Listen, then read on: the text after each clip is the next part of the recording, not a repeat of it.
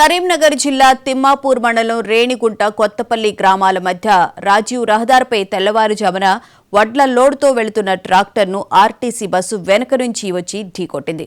దీంతో ట్రాక్టర్ బోల్తా కొట్టింది. బస్సులోని ప్రయాణికులకు గాయాలయ్యాయి. క్షతగాత్రులను స్థానిక ప్రభుత్వాసుపత్రికి తరలించారు. ఆర్టీసీ బస్ హైదరాబాద్ నుంచి మెట్పల్కి వెళుతూ ఉండగా ప్రమాదం చోటు చేసుకుంది.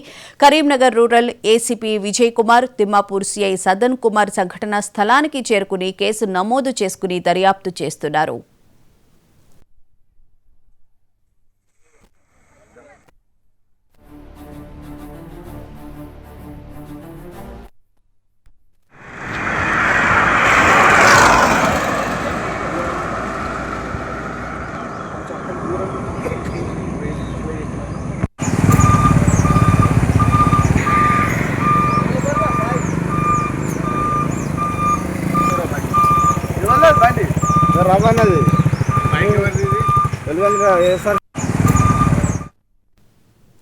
కరీంనగర్ జిల్లా తిమ్మాపూర్ వద్ద రోడ్డు ప్రమాదం జరిగినట్లు తెలుస్తుంది. ఇదే అంశానికి సంబంధించిన పూర్తి వివరాలను మా కరీంనగర్ జిల్లా ప్రతినిధి రామకృష్ణ అడిగి తెలుసుకుందాం.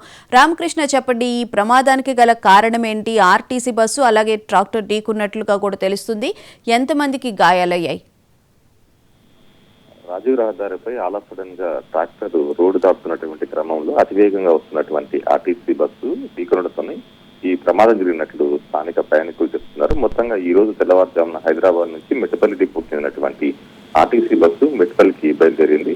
సరిగ్గా 4:30 గంటల ప్రాంతంలో రేణికుంట కొత్తపల్లి శివార్లో కూడా వచ్చింది. అక్కడ రాజీవ్ రహదారిపై కరీంనగర్ కు వడ్ల రోడ్డు వెళ్తున్నటువంటి ఒక ట్రాక్టర్ గ్రామం నుంచి రోడ్డుపైకి వచ్చి రోడ్డు దాటుతున్నటువంటి క్రమంలో ట్రాక్టర్ ఆర్టీసీ డ్రైవర్ కు సడన్ గా కనిపించడంతో అతివేగంతో ఉన్నటువంటి ఆర్టీసీ బస్సు డ్రైవర్ దాన్ని కంట్రోల్ చేసేందుకు ప్రయత్నించినప్పటికీ అప్పటికే బస్సు వేగంగా ఉండడంతో కంట్రోల్ కాలేకపోయింది. దాంతో ఒకవైపు ఢీకొంటూ కూడా ఏదైతే ఆర్టీసీ బస్సు పక్కకు ఒరిగింది. మరోవైపు ట్రాక్టర్ పక్కన ఉన్నటువంటి పంట పొలాల్లోకి దిగిపోయింది. మొత్తంగా ట్రాక్టర్ లో ఉన్నటువంటి వడ్ల బస్సులన్నీ కూడా కింద పడిపోయి ఈ ప్రమాదంలో బస్సులో ఉన్నటువంటి దాదాపుగా 15 మందికి మాత్రం కొంతమందికి తీవ్ర గాయాలు, మరి కొంతమందికి స్వల్ప గాయాలు.